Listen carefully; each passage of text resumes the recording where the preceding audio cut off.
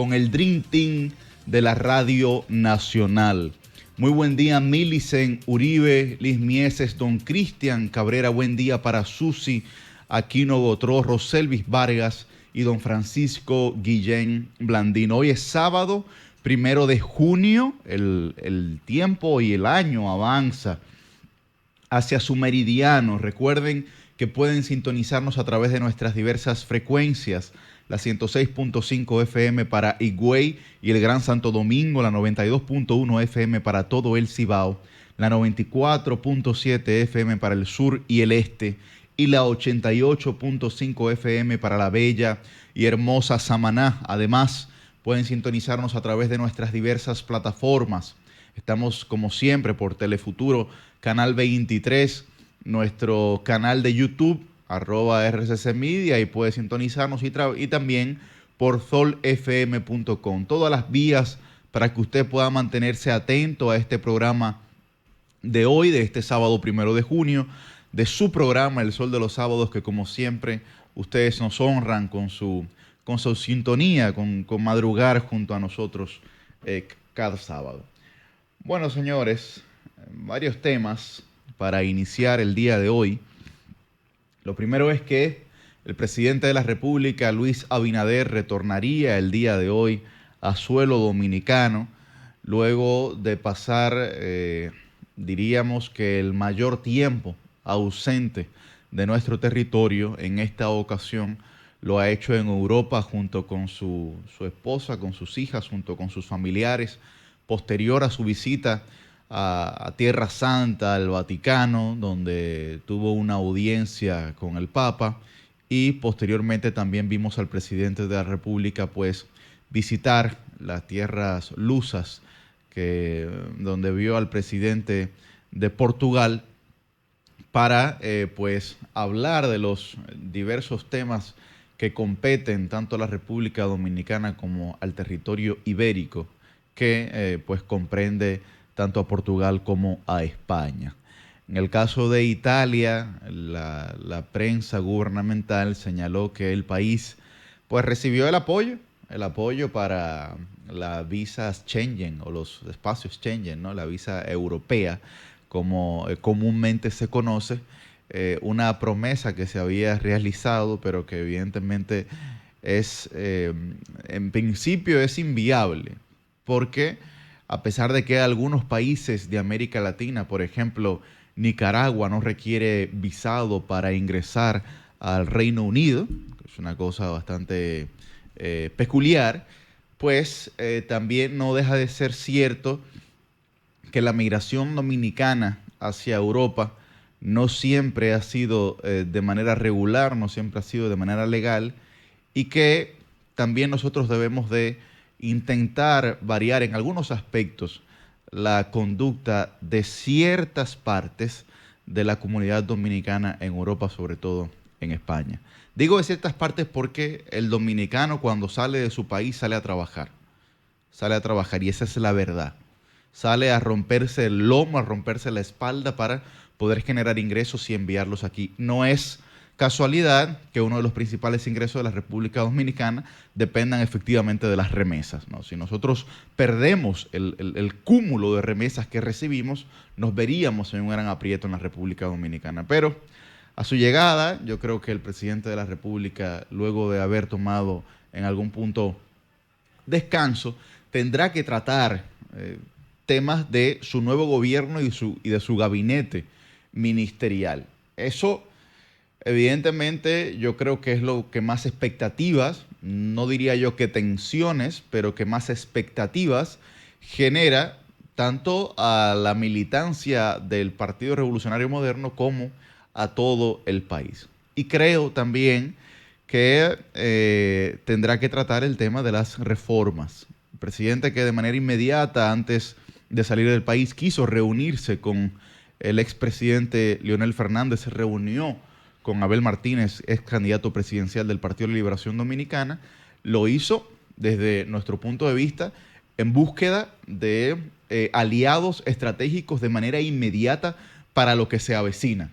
Sin embargo, en mi comentario desarrollaré lo que el presidente pues no ha hecho en los últimos 4 años y que se puede presentar como profundos desafíos o más bien obstáculos para su correcto desarrollo. También tendrá una situación el presidente de la República con los presidenciables, aunque muchos de ellos ya se han expresado.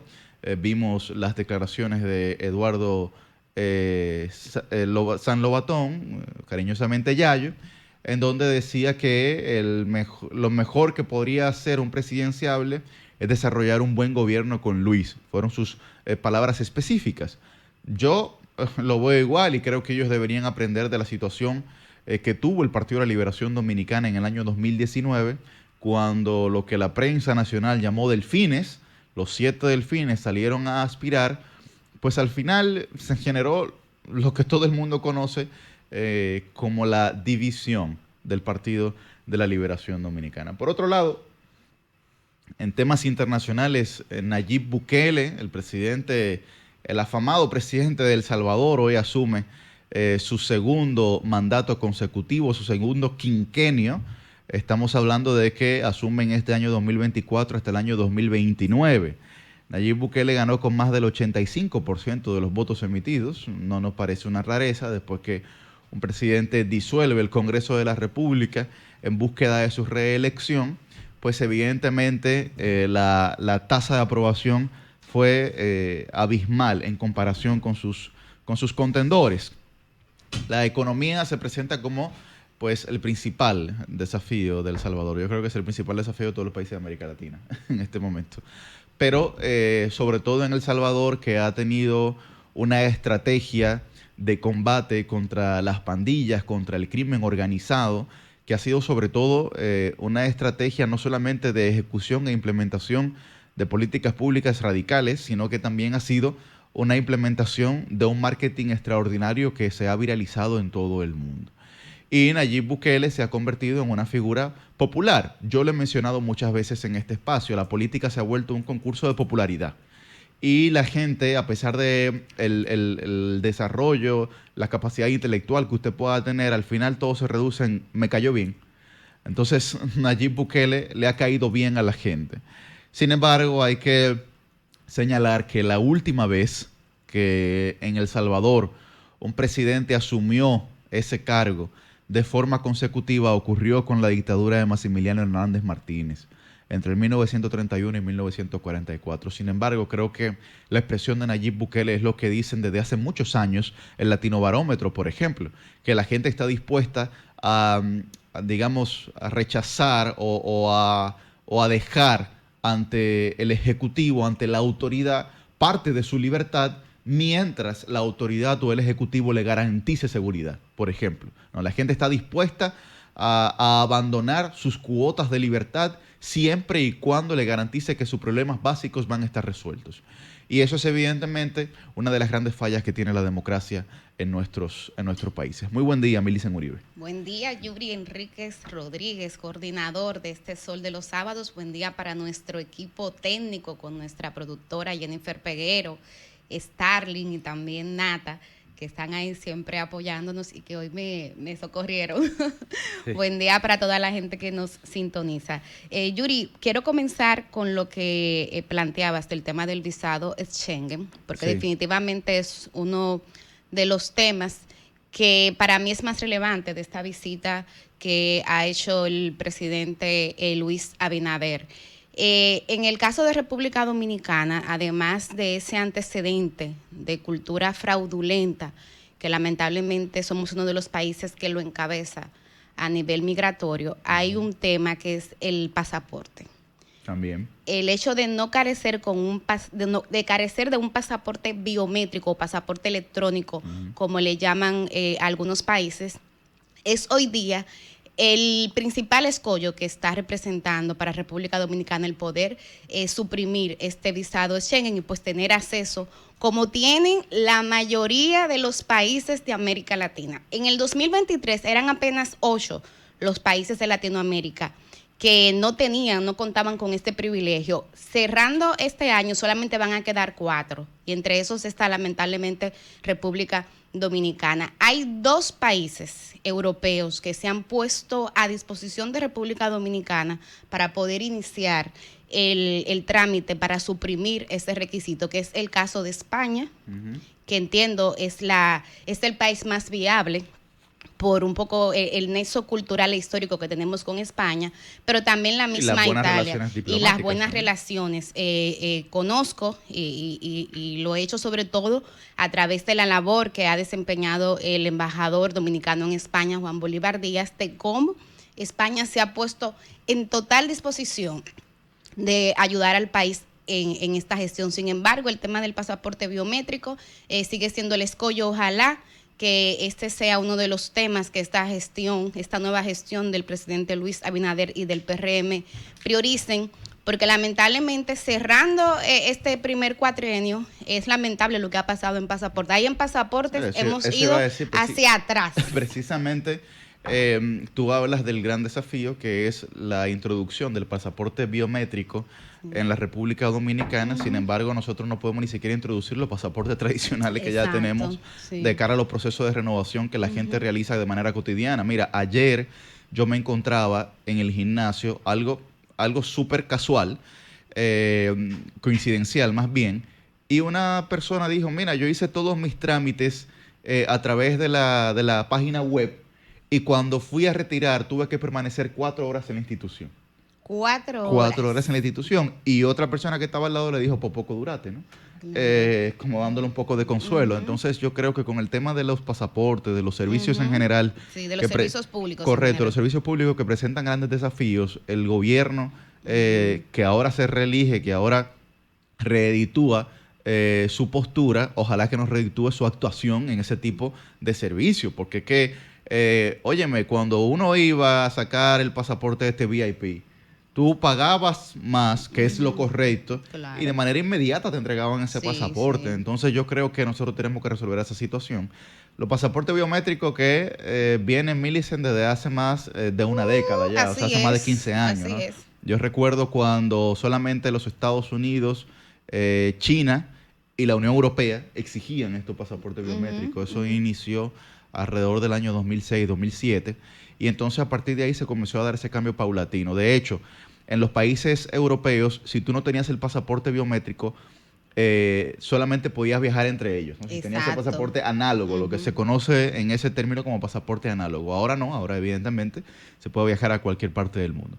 Ojalá la República Dominicana tome eso como punto de partida y que el presidente lo comprenda también, que esos esfuerzos van a depender de manera determinante de nosotros poder tener ese pasaporte. Así es. Y actualmente la Dirección General de Pasaportes es una especie de mercado persa. A mí me ha tocado hacer proceso de renovación de pasaportes, y pese a que he tenido todo el auxilio del personal de esa dirección, que es muy amable, cuando yo lo veo desde el punto de vista de lo que tiene que enfrentar la ciudadanía, la verdad que es un retroceso terrible, o sea, una falta de organización, porque no es solamente el tema del acceso al documento, inclusive cómo tú organizas los procesos, cómo tú permites que la gente, si va a formar una fila, que lo pueda hacer de manera decente, cómo tú garantizas que cuando tú llames a las personas se escuchen, o sea, cosas que son pequeñitas, que son nimiedades, pero que lamentablemente no están garantizadas. El otro tema ahí para cerrar es la transparencia. En el 2022, el gobierno emitió un decreto un poco instaurando la prisa que había de tener ese pasaporte biométrico, pero tengo información extraoficial de que había disensos internos de si eso iba a ser vía concurso, si iba a ser una licitación, cuáles iban a ser los TDR. Y ahí parece, Yuri, lo digo aquí a modo de primicia, que hay algo que se está cociendo y que no necesariamente hace gala a la transparencia que este gobierno predica. Hay que poner atención también, porque hay que garantizar que sea un proceso un proceso competitivo, pero definitivamente eso es más que necesario. Bueno, pero yo creo que no hay que irse muy lejos. La empresa esta francesa y la empresa española que se vieron enfrentadas en el proceso de licitación, que ya ocurrió un primer proceso de licitación precisamente para sacar a la Dirección General de Pasaportes del bache que tenía. Estaba entrampada ahí. Claro, que estaba completamente entrampada, que decía que no tenía los materiales, que no tenía la materia prima para poder realizar los pasaportes y que requería de manera urgente, de manera de emergencia, poder contar con eso. Bueno, y no hay ni que hablar del rifirrafe que ahí se dio, Sí. precisamente por lo que Millicent señala, por la ausencia de transparencia en el proceso de emergencia que se realizó y en donde, bueno, salieron una serie de reportajes en la prensa nacional en donde la empresa francesa mencionaba una serie de características en el proceso que no se correspondían con lo que la ley, por ejemplo, general de compra y contratación establece, Claro. para no llamarlo de otra manera. Ujú. Entonces yo creo que eso sería un proceso mucho más profundo. El de esta licitación tiene que ser un proceso también pues esquematizado dentro del plan operativo anual de la institución, lo que se le llama POA, para que entonces se pueda desarrollar de manera adecuada. De lo contrario, olvídense de Visa Change. Así es. Y bueno, tú iniciabas también una agenda informativa internacional. Yo creo que esta semana las principales noticias han versado sobre todo en el eje internacional. Comenzaste con lo de Bukele, yo quiero añadir el tema de México. Yo estoy feliz, Yuri, con lo que va a pasar en México mañana domingo. Hay elecciones, exacto, mañana hay elecciones y por primera vez en la historia México se apresta a tener su primera mujer como presidenta. Y lo digo porque tanto quien está en primer lugar como quien está en el segundo lugar, ambas son candidaturas femeninas. Son unas elecciones que desde más de una perspectiva son históricas para México. Primero por la gran cantidad de concurrentes y de cargos electivos que hay en juego. 98 millones de personas, Dios mío, están convocadas para participar en esas elecciones y se van a elegir más de 20,000 cargos, porque son unas elecciones que además del nivel presidencial también va a implicar la renovación de unos 500 escaños en la Cámara de Diputados y de 128 del Senado, así también como algunas gobernaciones. Pero lo más interesante es también esto que señalaba de la posibilidad de tener una mujer presidenta. Actualmente la candidata oficialista Claudia Sheinbaum es quien se perfila como la favorita, aunque hay que decir que en los últimos meses ha tenido una tendencia decreciente. Todavía en un promedio podemos decir que ya supera por 18 y 20 puntos. Sí, tiene un margen muy holgado, muy holgado de su contendora. Así es, de la que está en segundo lugar, que es Xochitl Gálvez. De igual manera, por último, y eso sí es una perspectiva negativa, es el tema de la violencia, señores y señoras. O sea, ha sido una campaña donde lamentablemente la violencia ha sido una de las características principales, tanto en la pre-campaña como en la campaña como tal. Se habla que más de 15 personas que estaban aspirando fueron asesinados durante ese proceso. Bueno, la violencia en sentido general, Millicent, en México, ¿no? Sí, de hecho, cuando yo un poco investigaba, ¿qué está en juego? ¿Qué es lo que se elige a nivel ahora de estas elecciones? ¿Qué es lo que se discute? Y es el tema de la seguridad ciudadana, el tema de la violencia. Efectivamente, bueno, Manuel López Obrador había desarrollado una especie de política pública que se llamaba Abrazos y no balazos, ¿no? Que ha sido bastante criticada, que ha sido, digamos, la punta de lanza en la crítica opositora, y que ha dicho que renunciará la candidata opositora a esta práctica. Evidentemente, lo de abrazos y no balazos planteados por Manuel López Obrador no ha funcionado, no ha rendido frutos, no ha ofrecido ningún tipo de resultados positivos para la ciudadanía, pero también hay que recordar que la situación de violencia en México, no solamente de criminalidad, sino también de violencia en México ha sido generalizada a través de los años, aupada evidentemente por situaciones como el narcotráfico y el crimen organizado, que está bastante bien organizado en México. Lamentablemente. Hay que recordar, Millicent, que en México el gobierno se elige por 6 años. 6 años. Y no hay segunda vuelta. A diferencia de lo que ocurre en la mayoría de los países de América Latina, en México el que ganó, ganó, el que perdió, perdió. Y durante los próximos 6 años entonces será gobernado, por lo que parece, definitivamente por una mujer. Así es. Y bueno, aquí en el patio solamente hacer alusión que hoy 1 de junio, Yuri, inicia la temporada ciclónica.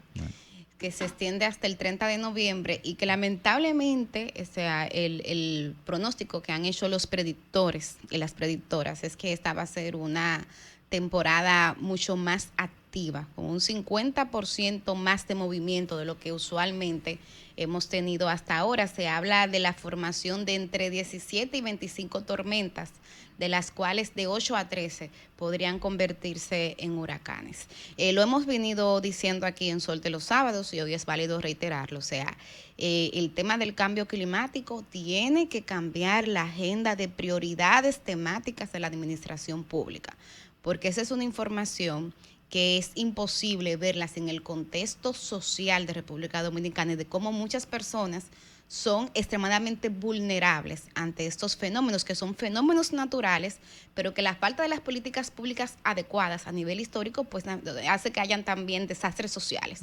No son desastres naturales, los desastres son sociales.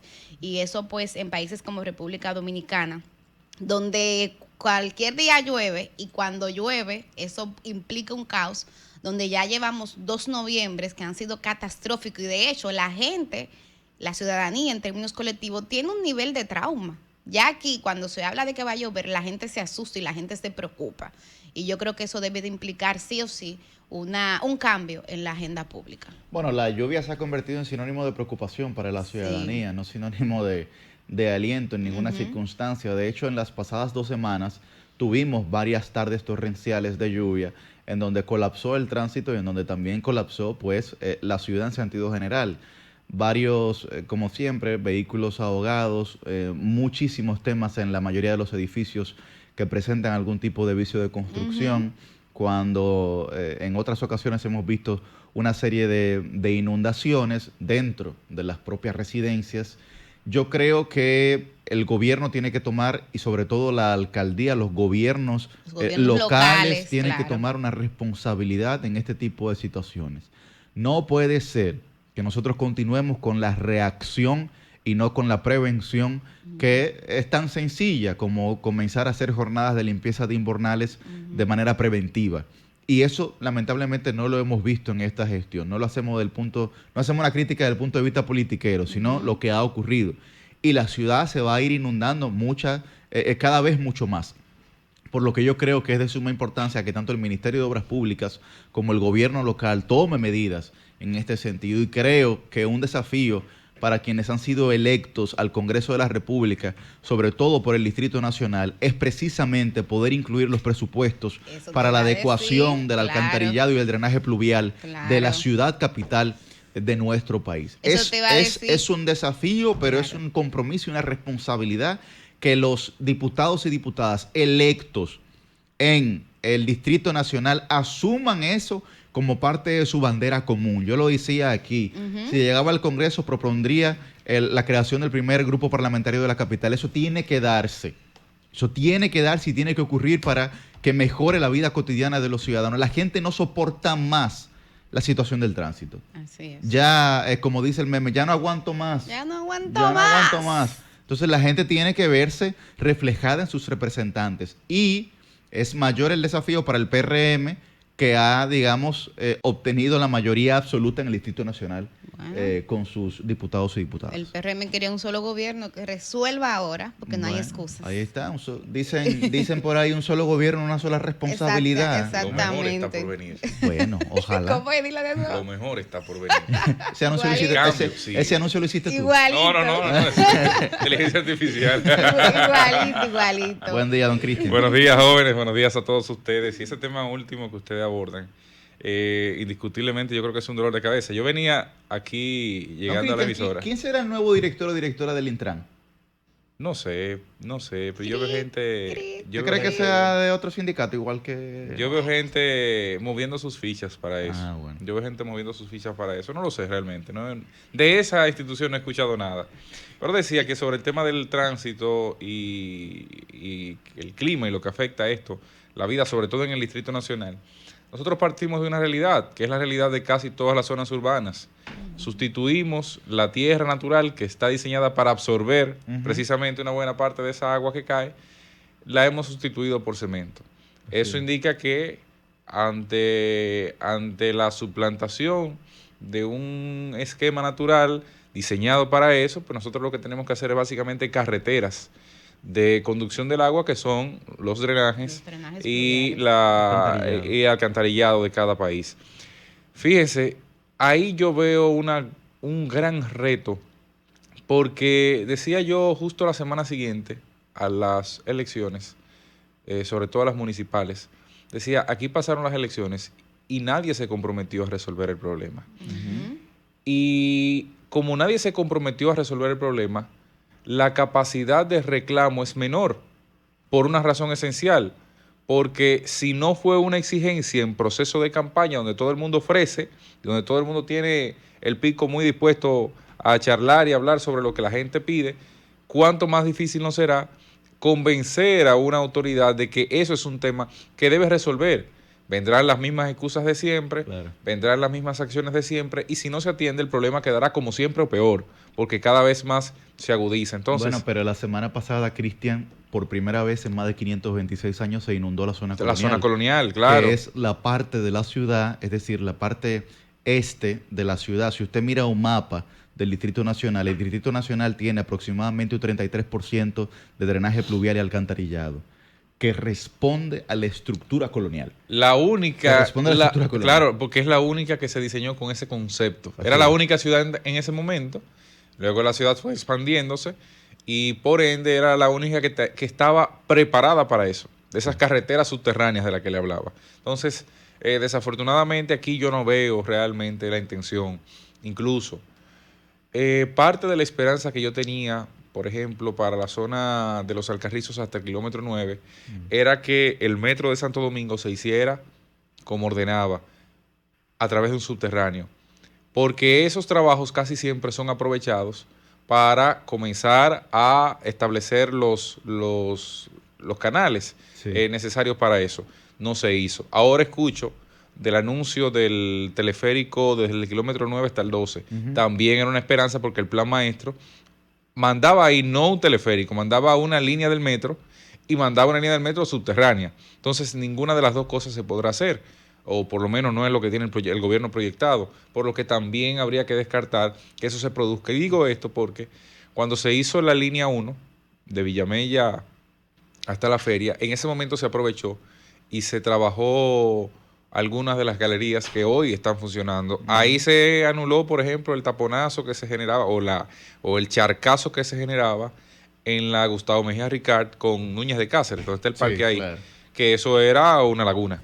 Eso era el espacio de diversión de mucha gente si su propósito era nadar. Ahora, si su propósito era habitar en una ciudad y transitar, pues entonces no es más que uno de los grandes dolores de cabeza de los dominicanos. Bueno, yo creo que es un tema definitivamente inconcluso al que ojalá alguien decida pues entrarle. Como que alguien se case con la gloria. Bueno, que como uno dice en buen dominicano, porque al final va a ser el mismo caos cotidiano, la gente va a actuar de manera indiferente contra esa situación, se va a normalizar mucho más de lo que está y al final empeorará. Claro. Porque si el patrón conductual de quienes representan y de quienes deben asumir la responsabilidad de la búsqueda de soluciones a ese tipo de problemas es precisamente la indiferencia, pues la ciudadanía actuará de manera similar. Buen día, Susi. Buenos días, compañeros. Feliz de estar aquí con ustedes. Pueden seguir desarrollando los temas. Yo quería introducir a propósito de un apunte que nos hace la producción, porque hoy todos los medios traen la información de un empleado del Ministerio de Medio Ambiente que está desaparecido y pues la última vez que se le vio fue cerca del malecón.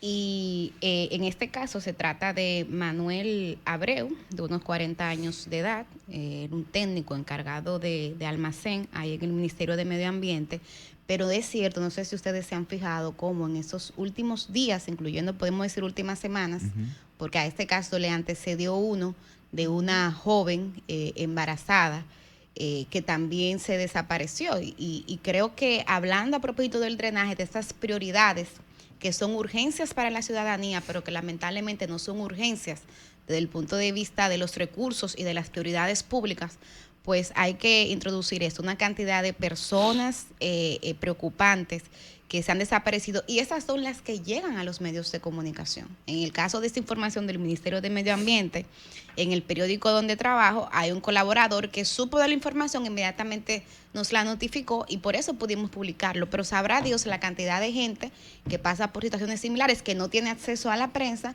y que sus casos ni siquiera se conocen. Así es, también hubo un caso Se dio la información, si no me equivoco, en el día de ayer, lo vimos a través de los noticieros y aquí encontramos el dato escrito para que no se nos escape ninguna información relevante, de una mujer que había sido encontrado su cadáver en el malecón de Santo Domingo, donde el vocero de la policía, Diego Pesqueira, informó que no se habían encontrado signos de violencia en las razones posibles de su muerte.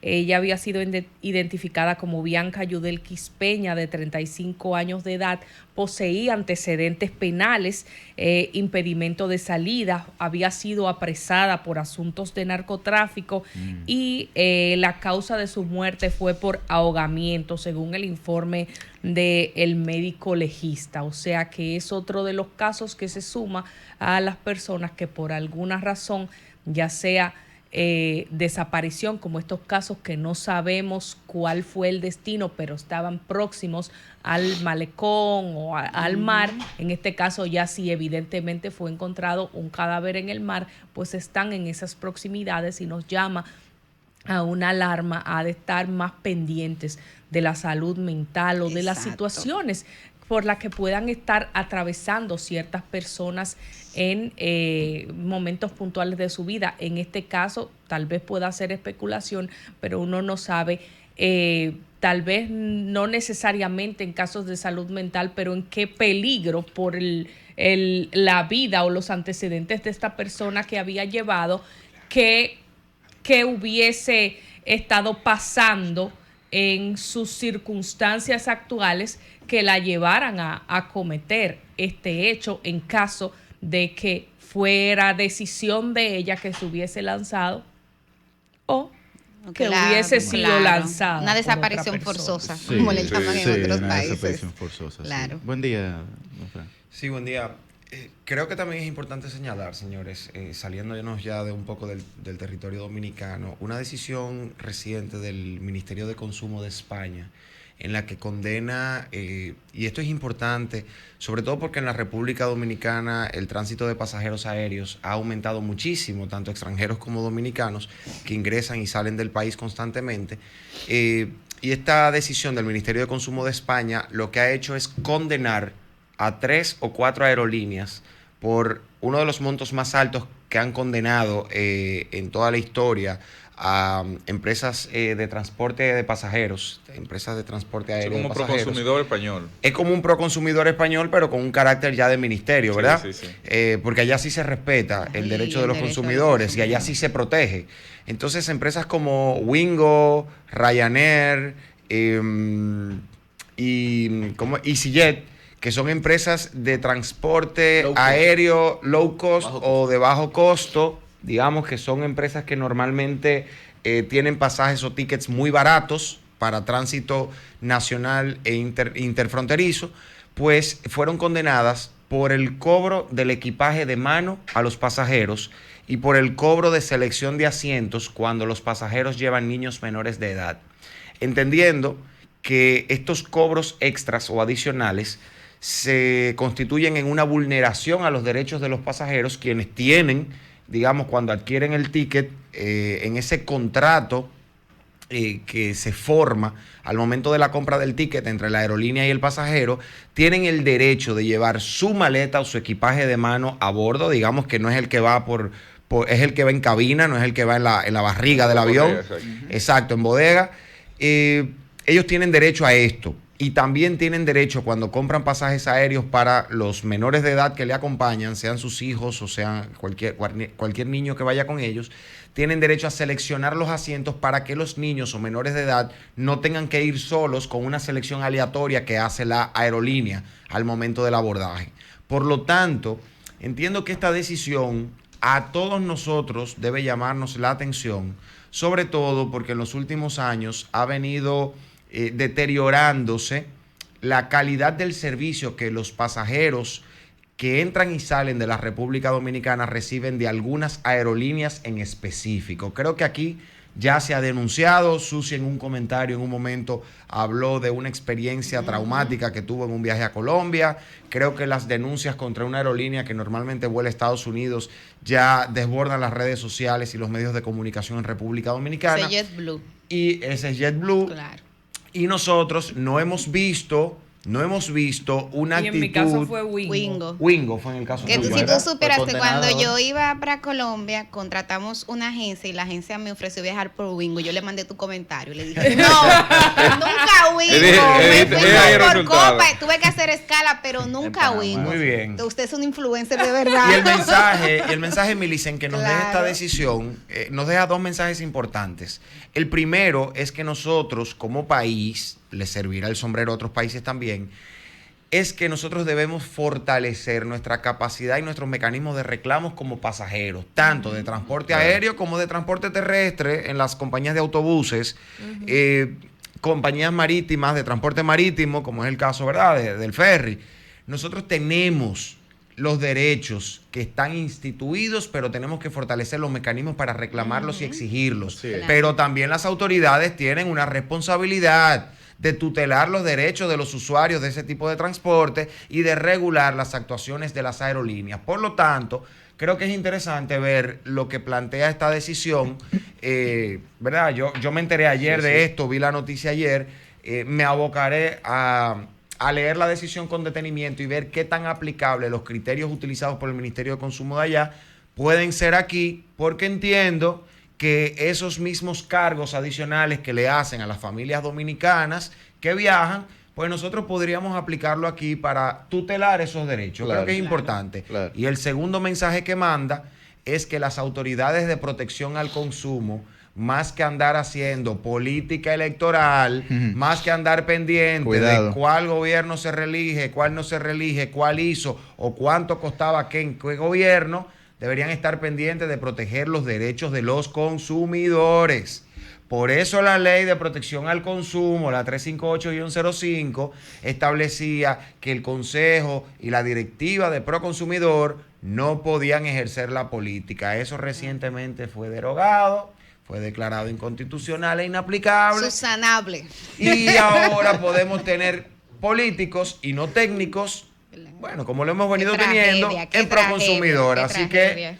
que es un llamado a las autoridades, tanto de Indotel, de Aviación Civil, de Proconsumidor, de Protecom, todas esas instituciones que tienen departamentos de protección al consumidor, analicen esa decisión y vean cómo es aplicable en cada uno de sus sectores. Creo que es importante hacerlo porque en un mercado cada vez más voraz, los consumidores somos los que nos vemos afectados y creo que es importante que siempre nosotros tengamos la mayor protección por parte del Estado. Bueno, ojalá que así sea. Yo creo que es un extraordinario precedente para toda la gente que utiliza ya los aviones, sobre todo de bajo costo, como una especie de guagua colectiva, ¿no? Ay, Dios mío. Es la verdad. Eso me dijeron de O sea, Spirit. ajá. Spirit es una onza que vuela. Exactamente. Tú sabes que a mí en China me pasó una anécdota. Los chinos son bastante peculiares en eso. Íbamos camino a la zona del Tíbet. Internacional. Y llega, Internacionales. no, sí, yo no estudiando que estaba. Y llegan unos chinos en moto, normal. Y llega uno como con un pollo amarrado. Ay, Dios mío. Se cocote y la pata. Y lo tira ahí, arriba del compartimiento. Y llega otro como con una sandía al lado. Yo dije, bueno, que le amarren el pico para que no salga con la sandía que lleguemos al vuelo. Ay, Dios. Literalmente una bomba pública, señores.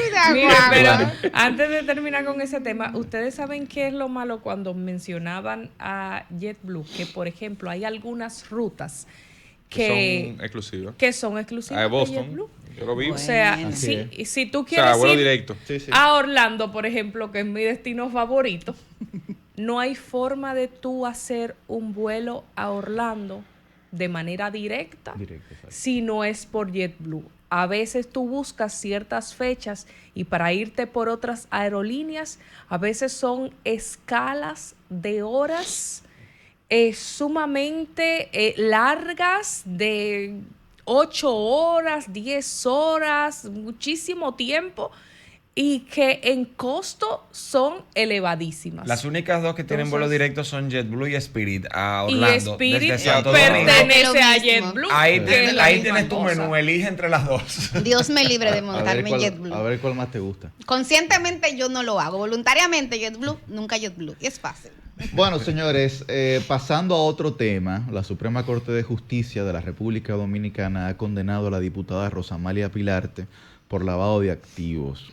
La legisladora del PRM fue enviada a la cárcel de Rafey, en principio, por 5 años, a pesar de que la congresista goza de inmunidad parlamentaria hasta agosto de este año, precisamente cuando se haga la variación del Congreso, en donde ella no participó para la reelección, precisamente porque el partido oficialista, digamos que impidió que eso ocurriese, impidió su inscripción como candidata al Congreso de la República por su Vega, por La Vega, que es su natal ciudad. A partir de ahí, pues, los jueces, digamos que en su veredicto, han colocado que la diputada, pues, cumpla la pena en el Centro Correccional y de Rehabilitación de Rafey de Santiago, y la congresista se notificó con un patrimonio de aproximadamente 15.900.000 pesos, pero la justicia dominicana precisó que el verdadero monto es de 4.000 millones de pesos. Si mal no, mal no me encuentro, es el número. 4.418.399.312 pesos es lo que la justicia dominicana señala. ¿Cómo se pronuncian todos esos ¿Cómo es lo que la justicia dominicana Pero eso es un ministerio señala? No, un ministerio señala como, digamos, los activos que tendría la diputada, producto de un amplio circuito de lavado de activos, con la finalidad de ocultar el origen de los recursos procedentes del tráfico ilícito de drogas. Es lo que señala la autoridad dominicana. Bueno, ahí hay muchas preguntas que hacerse, evidentemente. No una, hay muchas preguntas que hacerse, pero de entrada vale la pena cuestionarse cuál será el futuro de las decisiones tomadas por la Suprema Corte de Justicia, porque desde ya lo que se plantean algunos abogados es que una vez concluido su proceso como diputada, dígase a partir del 17 de agosto o el 16 de agosto al mediodía del año en curso, ya ella tendría como ciudadana ordinaria la posibilidad de agotar el proceso. De eso sabrán más Yuri y Fran Guillén, que son abogados de profesión, pero es parte de lo que se ha debatido, si realmente le aplica o en su defecto, si ella podría optar, porque aunque la sentencia emana de la Suprema Corte de Justicia, no es una sentencia de casación, no es una revisión del propio, y además, de la propia decisión. No fueron las salas reunidas, fue una Exacto, por eso digo, no hay un pleno de la Suprema Corte de Justicia analizando el expediente, lo que de alguna forma le daría todavía, según algunas de las lecturas, esa facultad a la legisladora para optar por esa revisión. Indiscutiblemente, aquí hay un tema bastante pecaminoso que el solo hecho de discutirse yo creo que genera mucho cuestionamiento, y es que haya diputados, haya legisladores involucrados o cuestionados por temas vinculados de entrada a la evasión de impuestos en un contexto donde lo que hace falta en República Dominicana es recaudación de impuestos. Así es. O sea, un legislador planteando, ese es el menos grave de los cuestionamientos. Si hablamos de temas vinculados a evasión de impuestos en ese contexto. Entonces, pasamos a un segundo paso, a un segundo momento, y es el tema del lavado de activos vinculados al narcotráfico. No habló de el hecho porque todavía no es culpable. Porque hasta que no haya una sentencia de la cosa irrevocablemente juzgada, culpable no es. Pero también usted cuestionarse que haya una persona sometida o vinculada a temas de narcotráfico en donde se hacen las leyes en República Dominicana, hace pensar en la Colombia de Pablo Escobar. Luego de él alcanzar una curul precisamente como representante en su país. Entonces, no es el primer caso para colmo. Uno analiza y se da cuenta de que hace meses apenas, no se ha cumplido un año, no se ha partido ese bizcochito, y Miguel Gutiérrez fue condenado en Estados Unidos por un tema de cargar drogas hacia ese país. O sea, de movilización de narcóticos hacia ese territorio. Es lo que el tribunal, la Corte de Nueva York en aquel momento le condenó. O de Miami, perdón. De Miami. Sí. Entonces, cuando uno analiza eso en proyección, uno dice, caramba, y es que la democracia nos ha hecho escoger mal, es que ha vencido el dinero, ¿qué es lo que pasa en este contexto? ¿Quién es realmente responsable? Los partidos no son capaces de filtrar. El PRM, en esta ocasión, que tiene 2 legisladores en una misma condición, no es capaz de filtrar eso que ocurre. O sea, son de las preguntas que uno se hace si realmente vale la pena tener un país en esas condiciones, sobre todo en un contexto como el que se presenta en la actualidad. Creo que es importante que le demos seguimiento a este caso y que le demos seguimiento a los casos que involucran altos dirigentes en las diferentes provincias, municipios y en el Distrito Nacional. No importa del partido que sean, casos actuales, casos futuros, porque estamos viendo una degradación en la política, o quizás no es nueva, pero estamos viendo cómo se quita ese ropaje, a veces de manera muy parcial y a veces de manera muy ciega, como debería ser la justicia. Pero es importante que le demos seguimiento y que tratemos de alimentarnos de información verídica para exigirle a los partidos políticos y exigirle a la alta dirigencia de los partidos políticos que filtren mejor, que elijan mejor, que sepan de quién rodearse y que sepan que no todos los dineros se aceptan, no todos los aportes se aceptan. Rosa Amalia Pilarte, quien va a dejar de ser diputada el próximo 16 de agosto, ha dado agua de beber en los medios de comunicación, al igual que parte de su familia, incluyendo a su esposo, por una situación que no debería ocurrir ni cerca de ningún partido político. Ya el PRM lleva dos condenas, una en Estados Unidos y una aquí, y varios procesados, que quizás no van a la velocidad que podrían ir otros procesos, pero están ahí. Y yo creo que esto es un llamado. 2 por narcotráfico. 2 por narcotráfico, porque luego tenemos a Sadoki. Hay 4 condenas, Sadoki por agresión, claro, y Gregorio Domínguez, que es de Santiago, por un tema de invasión de terrenos. Por invasión de terreno. Entonces, vamos acumulando condenas, pero yo creo que las 2 condenas por narcotráfico levantan la alarma aún más. O sea, el silbido de la alarma ahí es mucho más fuerte, sobre todo para quienes aspiramos a una política distinta. Y creo que todos los partidos tienen que poner su barba en remojo y ser más cuidadosos con este tipo de situaciones, porque esto llama mucho la atención. Políticamente, no me voy a meter en el ámbito jurisdiccional, políticamente quiero hacer referencia a las afirmaciones de Kelvin Cruz, el alcalde de La Vega, quien al ser cuestionado sobre esta decisión y sobre esta familia, Kelvin Cruz, quien ha hecho un trabajo extraordinario, debo decirlo, dice que él conoce a esa familia desde siempre y que ellos no son conocidos como narcotraficantes, que él no los conoce como narcotraficantes. ¿Cómo es que los conoce, según él? Que los conoce quizás como evasores y como usureros, pero no como narcotraficantes. ¡Carajo! ¡Qué timbal! ¡Carajo!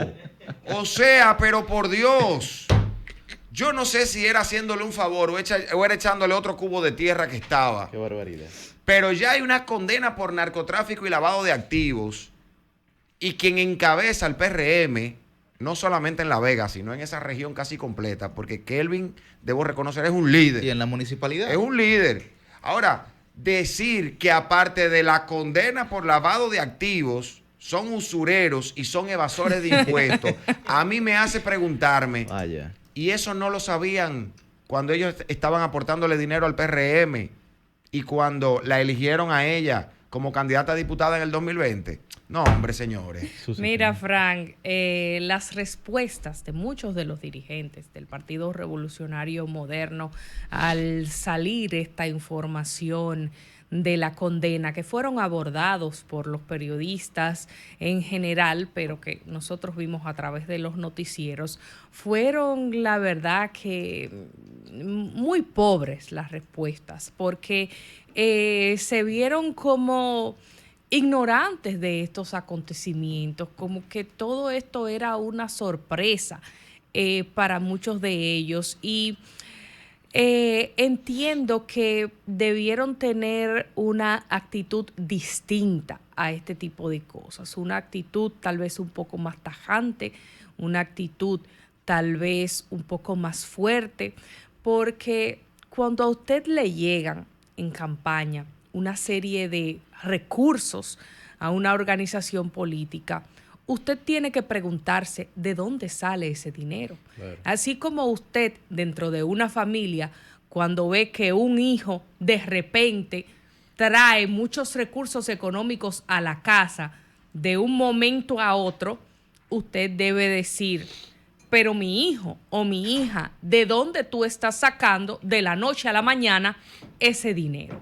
Y eso está pasando ahora en el PRM, pero ha pasado en otras organizaciones políticas antes.